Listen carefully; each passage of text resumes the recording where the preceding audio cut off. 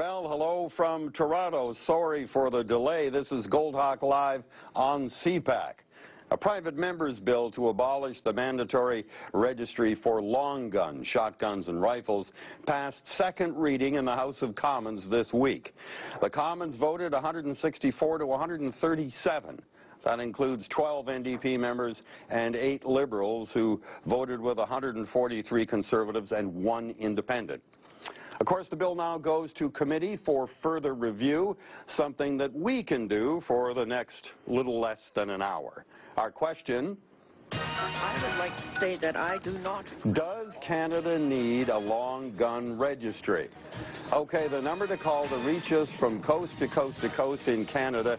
We are in our Toronto studio this week, so take note, it is a different number, 1-800-968-7836. That's 1-800-968-7836. Or you can send your emails to goldhawk@cpac.ca. And my guests in the Toronto studio, Greg Farrant is here. He's Manager of Government Relations and Communications for the Ontario Federation of Anglers and Hunters. Also with us, Wendy Cukier. She's co-founder and president of the Coalition for Gun Control. Later on the line, we're going to hear from the author of the private member's bill, Candice Hoeppner, Conservative Member of Parliament for Portage-Lisker in Manitoba. And then we're going to hear from Mark Holland, Liberal MP for Ajax-Pickering and the opposition critic for national security and public safety portfolios. To both of you, thank you very much for being in our studio tonight. Can I get each of you to answer our question we'll be asking everyone across the country, which is, does Canada need a long gun registry? Greg, let me put that to you first. Thank you very much, and thank you for having us this evening. No, Canada does not need a long gun registry. The money that has been wasted on this system has been astounding. It is currently running at 1,000% cost overrun. It does not do the job that it was entitled to do in the first place, and the Auditor General has verified that it has not enhanced public safety or helped to save lives. Wendy Cukier, same question. Do we need a long gun registry in Canada? Absolutely. The police have said over and over it's an essential tool. Half the guns recovered in crime are rifles and shotguns. A rifle or a shotgun kills just as dead as a handgun. Those are the guns used most often when women are killed in domestic violence. Those are the guns most often used when police officers are killed. Those are the guns most often used in teenage suicides.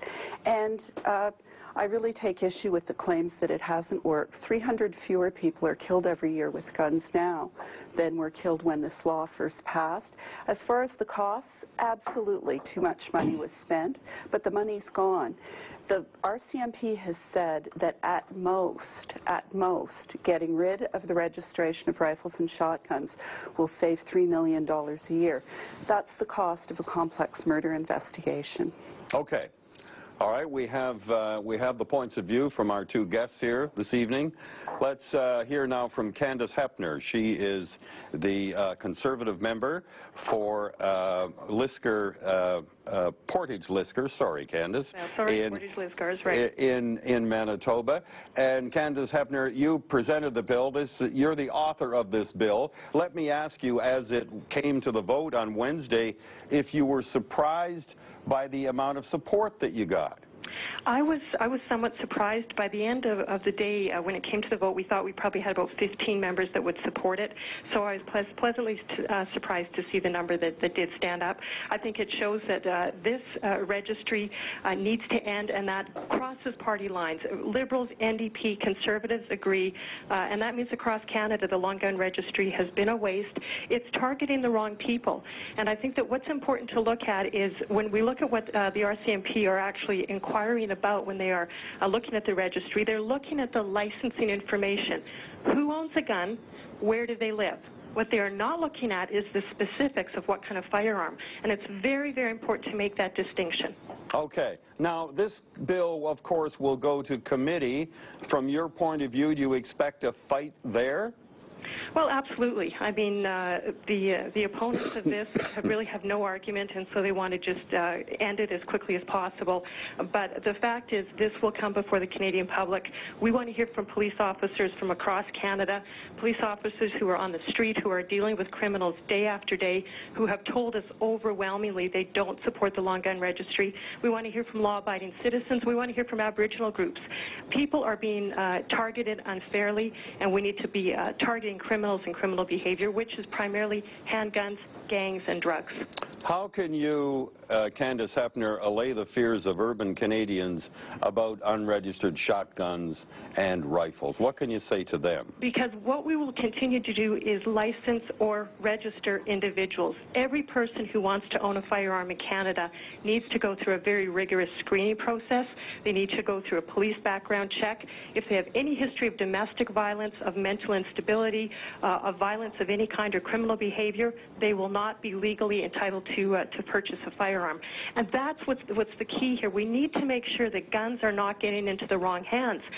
The registry did nothing to stop that, but making sure that people are screened properly is where we need to focus our attention. Candice Hoeppner, thank you very much for your time this evening. I appreciate it. Thanks for having me. Okay, Candice Hoeppner, Conservative Member of Parliament, Portage-Lisker in Manitoba. We have on the line now Mark Holland. He is Liberal MP for Ajax-Pickering. He's the opposition critic for national security and public safety portfolios. Mark Holland, welcome to Goldhawk Live. Thanks for being here. Oh, thanks for having me. You voted against scrapping the long gun registry. We know that. 8 of your Liberal colleagues voted for scrapping. What's going on here? Well, we have nearly 80 members in caucus, and there were a few that didn't vote with us, but I expect that will change. With the facts, I think there are some people who need to hear the true facts, not what you just heard, but I mean, let's look at the fact that the Canadian Association of Police not only supports the registry, but in talking to their membership, they say it's almost unanimous that police forces across this country support it. I used to be on the Durham Region Police Service. I know how vital this is. When you talk to the Canadian Association of Chiefs of Police, so this isn't 1 or 2 people. This is an association representing all the chiefs and the association representing all the police. Say it's vital to keeping our communities safe. We know that Bill Blair, where you are right now in Toronto, the chief of police in Toronto, said that the registry is absolutely vital to keeping Toronto safe, and that the registry was most recently instrumental in stopping a drug bust. We know the chief of police in Montreal just last week said that it was vital in stopping a gun rampage, and that he is calling on all members of Parliament to really look at the facts and to listen to police, and that's who we should be listening to here. What can happen? Overwhelmingly, the RCMP, the police forces, provincial, municipal, are saying they need this. Okay, what can happen now as this bill goes into committee? Well, I'm the vice chair of the Public Safety and National Security Committee. I can tell you that I am 100% committed to having a full airing of the reasons why this registry is so vital, to combat the misinformation, to expose the fact that the RCMP has shown that scrapping the long gun registry would at best save $3 million, and we would lose in that process a vital tool in keeping our communities safe. In fact, the Prime Minister has even gone out to the East Coast and said, don't worry, we're not going to let anybody's job go. So, you know, there's no money to be saved here. The Auditor General wrote a report in 2001 that was critical of the registry, but has subsequently said there have been dramatic improvements.